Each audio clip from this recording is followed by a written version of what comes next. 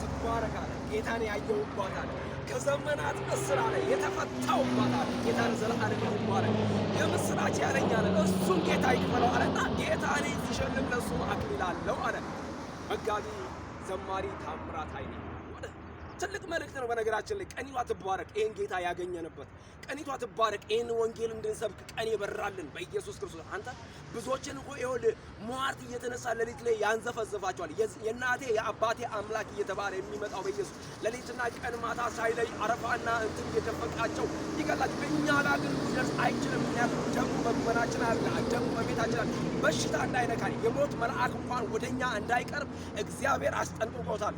በአንተ ወይም በኔ ቸርነትና ጥበቃ አይደለም፣ እግዚአብሔር ጥበቃ ነው። እግዚአብሔር ስላስጠነቀቀው ጠላቴ በኢየሱስ ክርስቶስ እንዲሁ አንተን ሲያይ ልቡ ይርዳል፣ በኢየሱስ እንዲሁ ይደነግጣል። ጌታ ለዘላለም ይባረክ። ይህን መንፈስ ከኛ ያልወሰደ ልቡን እግዚአብሔር ይባረክ።